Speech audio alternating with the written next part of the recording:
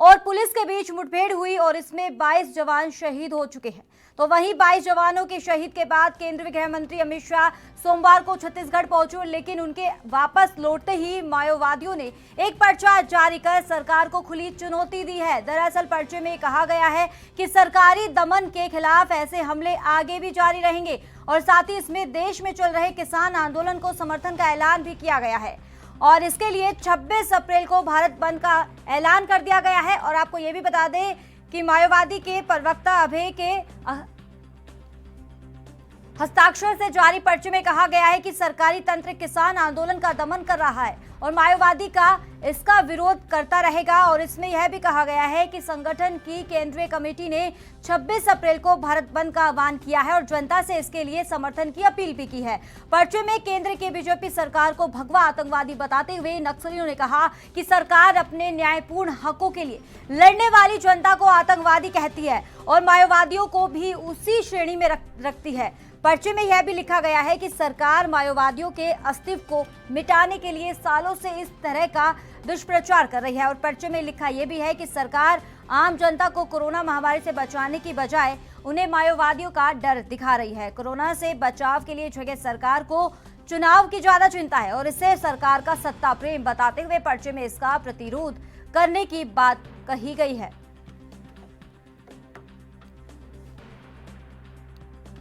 साथी साथ छोड़कर जाता है, हम सबका दुख तो होता ही,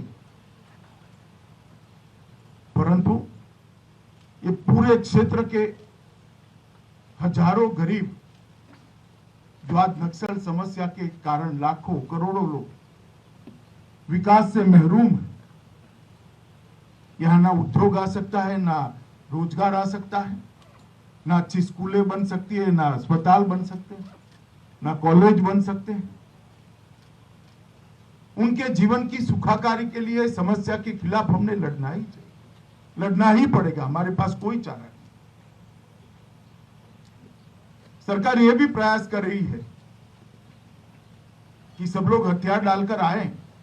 मैं तो आज भी कहता हूं कि हथियार डालकर आना है, उनका स्वागत, मगर हाथ में हथियार है तो हमारे पास भी कोई रास्ता नहीं। इतना भरोसा जरूर रखना कि भारत सरकार संवेदना के साथ आपकी हर तकलीफ को समझती है और आपकी ये लड़ाई के साथ चट्टान की तरह खड़ी है।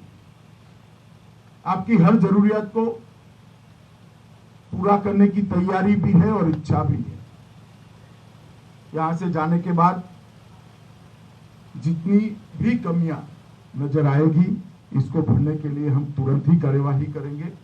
मैं आप सभी को फिर से एक बार बहुत शाबाशी तो नहीं कह सकता, मगर साधुवाद देना चाहता हूं, आपकी वीरता की बुरी प्रशंसा करना चाहता हूं कि आपने 4-4.5 घंटे तक एक कठिन लड़ाई लड़कर दुश्मन के दांत खट्टे करने का काम किया है और वीरता के साथ आप लड़ाई लड़े हो।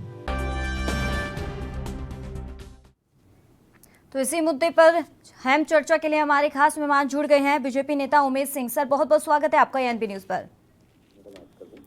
तो उमेश जी, ये सवाल है, जिस तरीके छत्तीसगढ़ के बीजापुर में जहां पुलिस और नक्सलियों के बीच में मुठभेड़ हुई थी और इसी दौरान 22 जवान भी शहीद हो चुके हैं, क्या लगता है इसीलिए? लेकिन अगर दूसरी बात नक्सलियों की अगर बात करें तो नक्सलियों ने किसान आंदोलन का समर्थन किया है, इसको लेकर आपकी प्रतिक्रिया जानना चाहेंगे। देखिए, ये तो बहुत ही दुखद है जो घटना कल घटी है। इसका मैं सबसे पहले जो है उनका मैं विनम्र श्रद्धांजलि देता हूं अपने वीर शहीदों को। उनकी वीरता, उनकी मेहनत और उनका जज्बात वो कभी नाजायज नहीं जाएगा। वो सरकार और हमारे गृह मंत्री ने भी इस चीज को कहा है और ये निश्चित तौर पे ये नरेंद्र मोदी जी की सरकार है, ये नक्सलियों को जबरदस्त मुंह तोड़ जवाब देंगे। लेकिन जिस तरह से वो लोगों ने सपोर्ट किया है ये किसान आंदोलन का, ये बड़ा चौंकाने वाली बात है। किसान हमारे देश का अन्नदाता है। किसान एक ईमानदार और एक अच्छी संस्था रही है आज तक, और वो कभी नक्सलियों से नहीं जुड़े, कभी राजनीति से नहीं जुड़े। वो केवल किसानों के हित में बोलते रहे, किसानों के हित में मांग करते रहे, किसानों के हित के लिए वो काम करते रहे। ये हमेशा चला आया है। लेकिन आज नई चीजें आज इस बार आंदोलन में निकल के आ रहा है। जो बहुत ही अच्छा नहीं है आगे के लिए भी, और इसमें सुधार लाना चाहिए, मुझे लगता है। चलिए, इसी मुद्दे में हमारे एक और खास मेहमान जुड़ गए हैं, रक्षा विशेषज्ञ मेजर टीसी राव। सर, बहुत बहुत स्वागत है आपका एएनबी न्यूज पर। Thank you. तो सवाल सर ये है आपसे, छत्तीसगढ़ के बीजापुर में जिस तरीके से पुलिस कर्मियों और नक्सलियों के बीच में मुठभेड़ हुई और इसी दौरान एक बड़ा हादसा हुआ है जहां 22 सैनिक हमारे शहीद हो चुके हैं, लेकिन दूसरी तरफ अगर बात करें किसानों की तो साफ तौर पर उन्होंने एक पर्चा जारी किया है। पर्चे में के दौरान उन्होंने साफ तौर पर सरकार को अल्टीमेटम दिया है। उन्होंने कहा है कि हम किसान के साथ हैं, उनके समर्थन में हैं। मुझे बहुत दुख हो रहा है, मैं बहुत अपनी संवेदना व्यक्त करता हूं उन परिवारों के लिए जिन्होंने अपने लाडलों को खो दिया, जिन्होंने अपने बच्चों पिताजी को खो दिया। मैं अमित शाह जी का भी धन्यवाद करता हूं कि इमीडिएटली वो वहां पे पहुंचे और पैरामिलिट्री फोर्सेस के परिवारों को एक भरोसा दिलाया कि पहली बात तो इनकी कुर्बानी व्यर्थ ही जाएगी, इनको उचित जो सरकार सहायता कर सकती है वो इन परिवारों की सहायता करेगी। दूसरा, मैं ये भी कहूंगा कि वहां के जो मंत्री और मुख्यमंत्री जी इतने असंवेदनशील हैं कि वो होम मिनिस्टर के बाद में पहुंचे हैं। ये हम देखो, जवानों को मनोबल बढ़ाने के लिए पॉलिटिकल लीडरशिप को पहुंचना पड़ेगा। उनके डीजीपी साहब पहुंच गए, फट से पता लगते ही वहां पहुंच गए, जवानों से मिले, घायलों से मिले। अब दुख की बात यह है कि जो 22 जो शहीद हुए हैं, उनके अलावा जो 31 जो इंजर्ड है, उनकी रायपुर में ही ट्रीटमेंट चल रहा है। मैं कहता हूं उनको इमीडिएटली बाई एयर शिफ्ट किया जाए एम्स में, जो हमारी प्रीमियर इंस्टीट्यूशन है। अदरवाइज हम उनमें से भी कुछ लोगों को खो देंगे। हमें दुख हो रहा है कि जल्द से जल्द मेरे ख्याल से भारत सरकार इस पर विचार करे। रायपुर में वो सुविधाएं नहीं है जो दिल्ली एम्स में है। दूसरी बात, तीसरी बात, जो इनकी कुर्बानी जो है वो आज पहली बार नहीं है, कभी 2 कभी 5 ये नक्सलियों के सामने मुठभेड़ में शहीद होते रहते हैं। अब समय आ गया है नक्सलियों के खिलाफ ऑल वॉर शुरू करने का। दोनों समिति।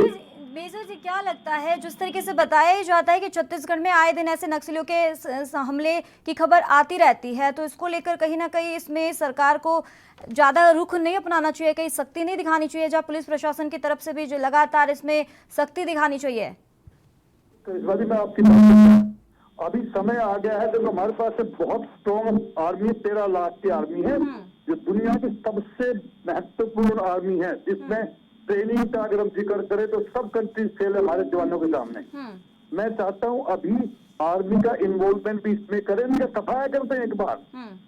एयरफोर्स मदद करे उनको आइडेंटिफाई करने में अपने हेलीकॉप्टर से, और अपने जो भी इक्विपमेंट उनके पास में है, इनके लोकेशन को लोकेट करने में, और आर्मी को इसमें इन्वॉल्व किया जाए। देखो, हम पैरामिलिट्री फोर्सेज को देख चुके हैं, अपने बेचारे बहुत कोशिश कर रहे हैं, वो अपनी जान की कुर्बानी दे देते हैं। अब जैसे वहां पे एक पुल के इस तरफ तो पुलिस फोर्स है, सीआरपीएफ है, पर इस तरफ नक्सली है। इसका मतलब हमें पता है कि वो कहाँ पे हैं। क्यों नहीं हम ऑल आउट वॉर एक शुरू करें, वहां पे एक एक आदमी को ढूंढ ढूंढ करके मारे। तो इसमें मैं चाहूंगा अपनी भारत सरकार इस बाहर के दुश्मनों से हमारी आर्मी बहुत सक्षम है। चाइना बॉर्डर पे हमने दिखा दिया कि हम क्या चीज है, और हमारे इंटरनल हम अपने जवानों की जान की पैसे बाती लगा रहे हैं। क्यों नहीं अभी आर्मी को इन्वॉल्व किया जाए, पैरामिलिट्री फोर्सेज के साथ कोऑर्डिनेटेड ऑपरेशन हम लोग लॉन्च करें उन नक्सलवादियों के खिलाफ, और एक बार सफाया कर दें ताकि दूसरे कोई भारतीय नागरिक। मेजर जी, इसी मुद्दे पे हम आपसे दोबारा चर्चा करेंगे, लेकिन वक्त हो चला एक छोटे से ब्रेक का।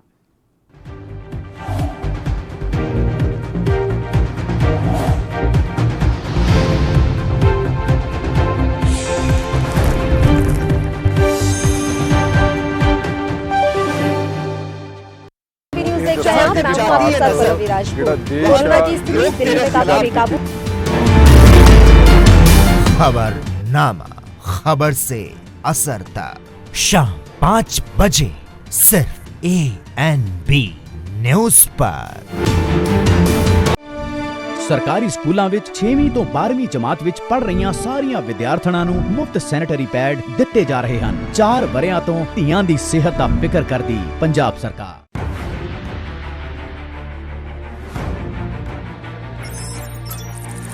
खबर चाहे सियासत की हो या सरकार की, खबर चाहे भ्रष्टाचार की हो या गुनहगार की, दिन भर में क्या रहा देश जगत का हाल, किस मुद्दे ने बनाई किसकी सरकार, रखते हैं हम सब पर नजर, पहुंचाते हैं हम हर खबर। हम हैं ANB न्यूज।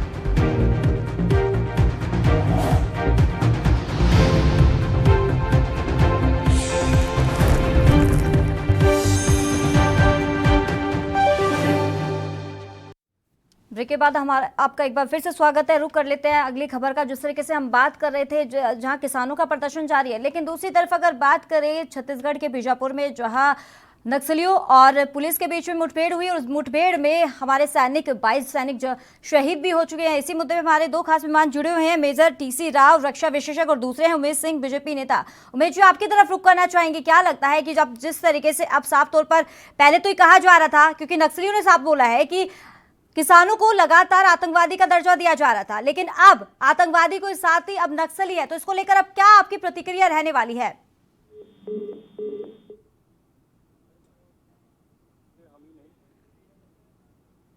उमेश जी, आवाज मिल पा रही है आपको?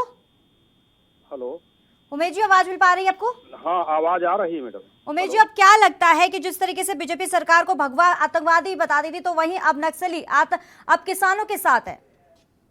देखिए, भाजपा कभी भी आतंकवादी नहीं कह सकती है किसानों को, अन्नदाताओं को जी। कुछ लोग अगर इस तरह की भाषा बोले हैं तो वो बिल्कुल गलत है। मैं उसके साथ बिल्कुल नहीं हूँ, कतई नहीं हूँ। किसान हमारे अन्नदाता हैं, किसान के साथ हमारे प्रधानमंत्री, हमारी पूरी सरकार लगी हुई है, इसमें कहीं दो राय नहीं। किसानों के लिए जो व्यवस्था दिया है प्रधानमंत्री माननीय नरेंद्र मोदी जी ने, वो आज तक कभी नहीं मिला था 70 सालों में। जिस तरह से आज उनको सुविधा मिल रही, जिस तरह से आज किसान काफी हद तक 90% किसान खुश है जी। गरीब किसान, सीमांत किसान पूरी तरह से खुश है। 10% कहाँ से क्यों ऐसा हो रहा है, उसमें साफ दिख रहा है कि उसमें नक्सलवादी, माओवादी और अभी तो देखिए जो है वो सारे राजनेता, ये सब मिल करके कहाँ से कैसे उनको बदनाम कर रहे हैं। मुझे तो लगता है कि ये आंदोलन पूरी तरह से घिर चुकी है। ये 32 दांतों के भीतर जैसे जीप फंस गई है, उस तरह से आंदोलन फंस चुका है। इसीलिए इसमें सारे वादी जितने हैं और विवादी, वो सब इसके साथ में इसको पूरी तरह से विवादित बना रहे हैं आंदोलन को। तो ये इससे जो है टिकैत जी को, किसान नेता, इनके फादर बहुत अच्छे माननीय महेंद्र टिकैत जी बहुत बड़े नेता थे, इनको उनसे सीख लेना चाहिए था। और इनको जो है आज अगर राजनीति करना ही है तो किसी भी राजनीतिक पार्टी में जाए और वो पार्टी इनको लड़ाएगी। 2 बार लड़ चुके हैं, जनता ने नकार दिया है इनको, तो अभी इनको पार्टी ज्वाइन करना चाहिए। लेकिन अगर इस तरह से पूरे किसानों को बदनाम कर रहे हैं और ऐसे लोगों से मिल करके कि कल पाकिस्तान समर्थन करेगा, आज ये माओवादी और ये करेंगे, उसके बाद कल दूसरे संगठन करेंगे, ये सब बहुत ही गलत मैसेज जा रहा है। जी, क्या लगता है आप जिस तरीके से अब समर्थन की बात कर रहे हैं अब नक्सली किसानों के, तो कहीं ना कहीं आपके लिए बड़ी चुनौती साबित होने वाली है आने वाले समय में, क्योंकि अब साफ तौर पर उन्होंने एक जो पर्चा जारी किया है उसमें साफ तौर पर यह भी लिखा है कि 26 अप्रैल को भारत बंद का आह्वान किया जाएगा। देखिए, अभी इन्होंने भारत बंद का आह्वान अभी भी किया था, अभी इसके घेराव का भी कल वो किया FBI, लेकिन अब नक्सलियों की तरफ से किया जाएगा और अब नक्सली कर रहे हैं। अब ये इनको बताना है, किसान नेताओं को बताना है कि वो और ये जो जितने ये पार्टियां कर रही हैं, सामने आई हैं विपक्ष, सब एकजुट होकर के और पंचम कर रहे हैं, इनको जो है इनको बताना पड़ेगा कि ये देश के साथ हैं कि ये माओवादी के साथ में हैं। ये स्पष्ट करें, इनसे आप लोग के जरिए पूछा जाए और ये इसका जवाब दें कि ये किसके साथ है, देश के विकास के साथ है, देश के सरकार के साथ है, देश के प्रधानमंत्री के साथ हैं, या उस उग्रवादी और माओवादी और पाकिस्तान के साथ हैं। ये सामने अब आ गया है, ये अब समय आ गया है कि इसका जवाब लेना चाहिए इनसे और इनको जवाब देना चाहिए, देश को बताना चाहिए। ये बहुत छोटी बात नहीं है, आज ये बहुत बड़ी बात, बहुत बड़ा चैलेंज हुआ है एक उग्रवादियों और माओवादियों की तरफ से ये हुआ है। तो इसका जो है इसका जवाब इनको देना पड़ेगा देश को ये बताएं खुल के। और ये जो है मैं सबसे निवेदन है, पूरे चैनलों से, पूरे प्रिंट मीडिया, इलेक्ट्रॉनिक्स मीडिया, सभी से निवेदन है कि इस चीज का जवाब लें और देश को बताएं कि ये लोग क्या चाहते हैं और किसके साथ हैं। तो उमेश जी, अगर दूसरी तरफ इस पर्चे में काफी बातें लिखी गई है, साफ तौर पर नक्सलियों ने यह भी लिखा है कि किसान प्रदर्शन कर रहे हैं, किसानों की सरकार नहीं सुन रही है, दूसरी तरफ उनको आतंकवादी का दर्जा भी दिया जा रहा है। लेकिन अगर बात करें जिस तरीके से कृषि कानून को लेकर लगातार वो मांग कर रहे हैं सरकार पे, और दूसरी तरफ अगर बात करें कहीं कोरोना से बचाने के चलते और आगामी चुनाव को लेकर लगातार रैलियां कर रहे हैं। देखिए, उनकी केवल मंशा मैंने बताया, मैं इसीलिए स्पष्ट मैं कभी नहीं बोलता हूँ, कभी नहीं कहता हूँ किसानों को कि किसान कभी भी ठीक है, गुमराह जरूर है, लेकिन मैं फिर भी नहीं बोलता हूँ। आज तो बिल्कुल हद हो गई, आज तो सीमा पार हो गया। आज इनको जवाब देना पड़ेगा इस चीज का, ये इसको जवाब दें। इनको किसानों के साथ है सरकार। सरकार बार बार कह रही है कि आपको क्या मांग है, क्या चीज है वो आप लिख के दो, आप में क्या कमी है उसमें आप उसको दो, आपको क्या चाहिए वो दो। अगर वो नहीं दोगे 13 बार 11 बार बैठके नाकाम। चलिए उमेश जी, इसी मुद्दे पे हम दोबारा चर्चा करेंगे, लेकिन वक्त तो चला एक छोटे से ब्रेक का।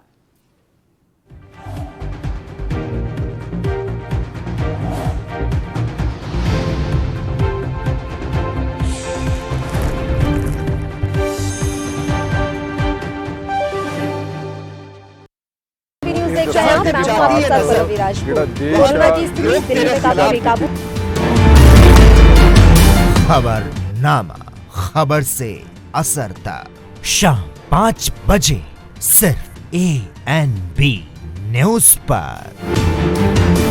1 जुलाई 2021 ਤੋਂ ਆਸ਼ੀਰਵਾਦ ਸਕੀਮ ਅਧੀਨ ਮਿਲਣ ਵਾਲੀ ਰਾਸ਼ੀ 15,000 ਤੋਂ ਵਧਾ ਕੇ 51,000 ਕਰ ਦਿੱਤੀ ਜਾਵੇਗੀ। 4 ਵਰਿਆਂ ਤੋਂ ਲੋੜਵੰਦ ਧੀਆਂ ਦਾ ਧਿਆਨ ਰੱਖ ਰਹੀ ਪੰਜਾਬ ਸਰਕਾਰ।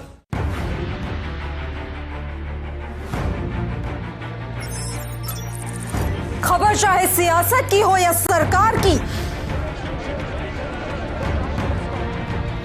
खबर चाहे भ्रष्टाचार की हो,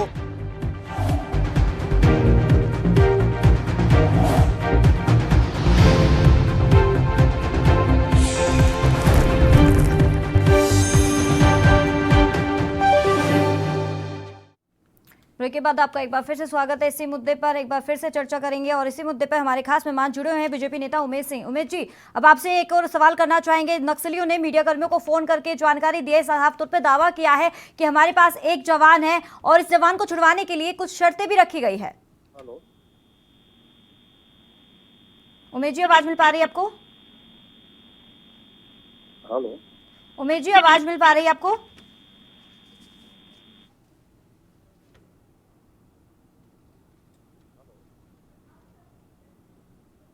लगता है संपर्क टूट गया है।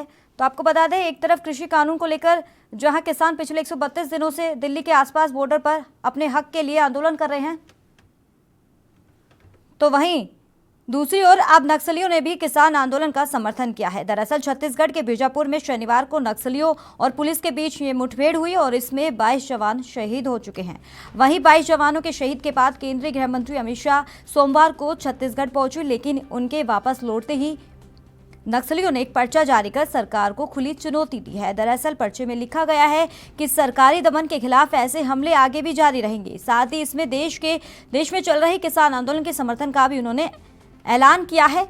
इसके लिए 26 अप्रैल को भारत बंद का ऐलान किया है।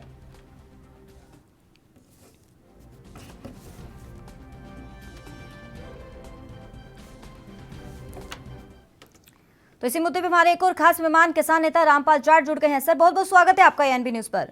धन्यवाद करिश्मा।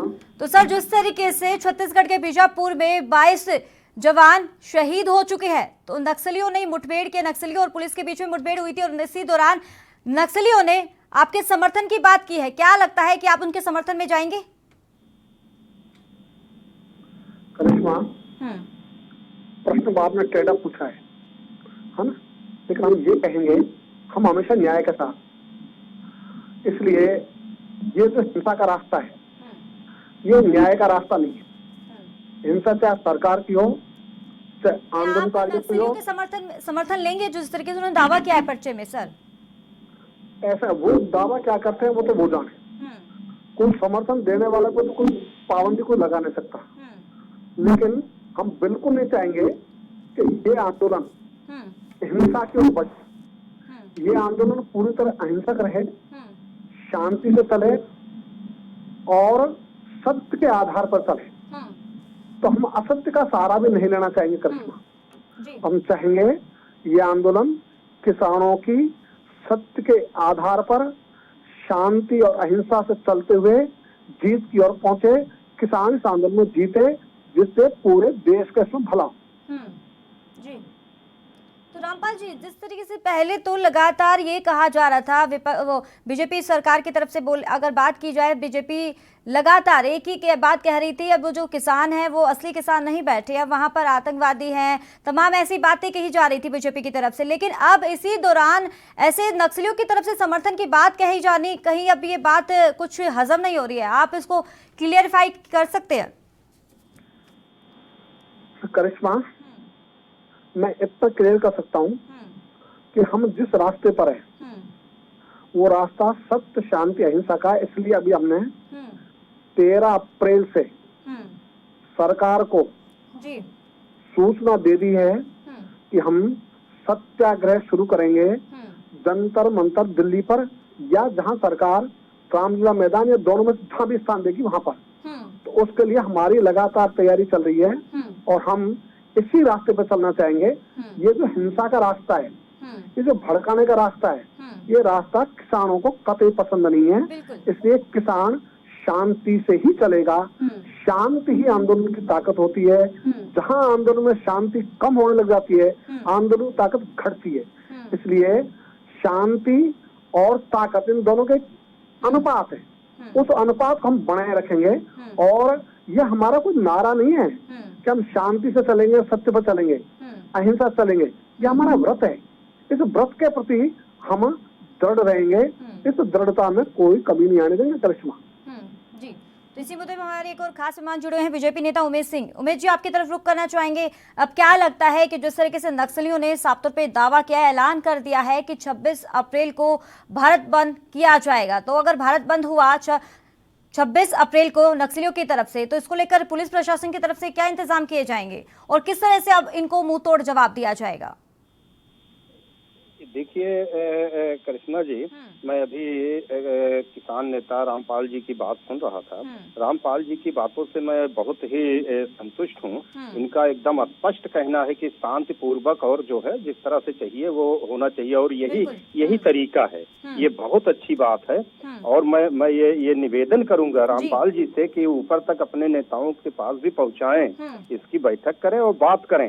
इसका हल केवल बैठक से ही निकलना है। मैं बार बार कह रहा हूँ, केवल इस तरह से उसमें कुछ विपक्षी, कुछ अदर, जैसे आज माओवादी, उग्रवादी लोग भी आना शुरू कर दिए, समर्थन देना शुरू कर दिए। इससे पूरे देश के किसान बदनाम हो जाएंगे, पूरी दुनिया में बदनाम हो जाएंगे। ये बहुत दुखद बात है। ये इस तरह की बातें नहीं होना चाहिए। इसका जो है, इसके बारे में सोचें कि क्या करना है। बाकी आज जिस तरह का हमारे किसान नेता राकेश टिकैत जी ने अनाउंस किया कि मेरा ये आंदोलन चलता रहेगा, तो इसका तो वही हो गया कि उनको अगले चुनाव तक, जो 2-4 प्रदेशों में चुनाव होने हैं जनवरी फरवरी में, तो उनको कंटिन्यू इस तरह का चलना है। ये बड़ा दुखद है। ये सब चीजें, मैसेज, किसान एकदम पूरा दुखी है। किसान कह रहा है कि किसान बदनाम हो रहा हूँ, हम सारे किसान बदनाम हो रहे हैं। तो ये नहीं, तो ये सब चीजों पे ध्यान देना चाहिए। वार्ता से ही फैसला होना है, उसको करें। और रही बात 26 अप्रैल की, ये जो है अपना ये अनाउंस किया है भारत बंद का माओवादी, इससे कोई दिक्कत नहीं। इसकी सरकार जो है, इनसे लड़ने के लिए हमारी देश की सेना, हमारी सरकार, हमारे जो है रक्षा मंत्री, गृह मंत्री, सब बहुत मजबूत है। पूरा ध्यान रखें, इसकी पूरी व्यवस्था करेंगे। इसकी कोई डरने की बात नहीं है। जी, चलिए इसी मुद्दे पे हमारे एक और खास मेहमान जुड़ गए हैं, लखपत बटोला, कांग्रेस नेता। सर, बहुत बहुत स्वागत है आपका एएनबी न्यूज पर। तो सवाल सर आपसे यही है कि छत्तीसगढ़ के जो बीजापुर में जो पुलिस और नक्सलियों के बीच में मुठभेड़ हुई थी और इसी दौरान हमारे 22 जवान शहीद हो चुके हैं, तो वहीं अब अगर आपकी तरफ से अगर बात की जाए, किस तरीके से एक्शन लिया जाएगा, किस तरीके से मुंह तोड़ जवाब दिया जाएगा नक्सलियों को? देखिए, पहले तो मैं कह सकता हूं कि ये बहुत ही दुखद घटना है। मैं देश के उन तमाम शहीदों को श्रद्धांजलि देना चाहता हूं। लेकिन मैं एक बात आपसे कह सकता हूं कि जिस तरह से हिंदुस्तान के अंदर माननीय प्रधानमंत्री जी हों, चाहे माननीय गृह मंत्री हो, या तो विदेशों में घूमने पे इनका ध्यान है, या तो विपक्षों पे वार करने पे इनका ध्यान है। देश की सुरक्षा से लेकर देश के समृद्धि से लेकर इन्हें कुछ लेना देने। जिस तरह से हिंदुस्तान की परिस्थितियां आज भाजपा ने बना दी है वो निश्चित रूप से दुखदपूर्ण है। मैं आपसे एक बात कह सकता हूं कि इस तरह की घटनाएं जब माननीय गृह मंत्री जी और प्रधानमंत्री जी कई बार कहते हैं कि हमारे समय पे एक भी आतंकवादी घटनाएं नहीं हुई या नक्सल के जो अटैक हुए वो नहीं हुए हैं। आप देखोगे पिछले 7 सालों में जिस तरह से चाहे अर्बन हो, रूरल एरिया में हो, चाहे वो जम्मू कश्मीर के अंदर जो घटनाएं लगातार बढ़ती जा रही हैं, इसके लिए कहीं ना कहीं देश के प्रधानमंत्री, देश के गृह मंत्री जी जिम्मेदार है। ये क्योंकि राजनीति नहीं कर चाहता हूँ, लेकिन मैं ये जरूर कह सकता हूँ कि माननीय प्रधानमंत्री जी, माननीय गृह मंत्री जी जिनकी जिम्मेदारी है वो इस जिम्मेदारी से न भागे, कहीं इस घटना का आरोपी ये न करे कि 1947 में नेहरू की थी। लेकिन छत्तीसगढ़ में तो सरकार तो आपकी है ना, कांग्रेस की सरकार है। अगर दूसरी तरफ जिस तरीके से बताया ये भी जाता है कि छत्तीसगढ़ में आए दिन नक्सलियों का ये आतंक देखने को मिलता है, लेकिन इस तरफ कोई भी कड़ा रुख नहीं अपनाया जाता है। मैं आपसे यही कहना चाह रहा हूँ कि जो नक्सल का जो जितना भी नक्सल एरिया है उसमें एक्चुअली में देखिए आप कौन से फोर्सेस रहती है। पैरामिलिट्री की फोर्सेस हैं। पैरामिलिट्री की फोर्स किसके अंडर आती हैं?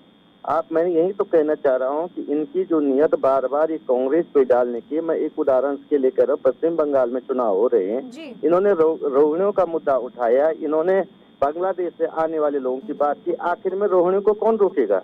आतंकवादियों को कौन रोकेगा? क्या ये सेंट्रल गवर्नमेंट की जिम्मेदारी नहीं है? सीमाओं की सुरक्षा कौन देखता है? लेकिन आप चुनाव में जाके जिस तरह से कंफ्यूजन पैदा करने की बात करते हैं, आप इसमें राजनीति से ऊपर, मैंने पुनः कहा राजनीति से ऊपर, यदि माननीय प्रधानमंत्री जी, माननीय गृह मंत्री जी जिम्मेदारी लेते, ये पश्चिम बंगाल के चुनाव में रात दिन एक करने के बजाय देश की सुरक्षा में एक रात दिन एक करते, देश का पैसा चुनाव में फूकने के बजाय सुरक्षा बलों को सुदृढ़ करने में करते, तो इस तरह की घटनाएं नहीं होती। और मैं आपसे पुनः कह सकता हूं, जब ये घटनाएं नहीं होती है तो तब केंद्र सरकारें कहती कि ये सफलताएं हमारी। एक उदाहरण मैं छोटा सा देना चाह रहा हूं, मैं क्योंकि करिश्मा जी इसमें राजनीति नहीं करना चाहता हूँ। कोरोना बीच में थमा तो इन्होंने बहुत प्रचार किया कि माननीय प्रधानमंत्री जी का बड़ा योगदान है, और जिन राज्यों में बढ़ रहा, आप कह रहे स्टेट गवर्नमेंट की फेलियर्स है, और जहाँ इनका जब कोरोना 1 लाख के पार कर गया, क्या ये जिम्मेदारी देश की सरकार की नहीं है?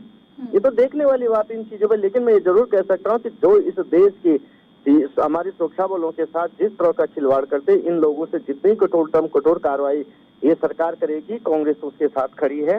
हम निश्चित रूप से चाहते इस तरह की अलगाववादियों को कठोर सजा दी जानी चाहिए। केंद्र सरकार से जो बन पड़े, केवल ये कहीं हम कठोर कार्रवाई करेंगे, कठोर निंदा करेंगे, कठोर एक्शन लेंगे, लेकिन करेंगे आप कुछ नहीं, तो इससे मनोबल टूटता सुरक्षा बलों का।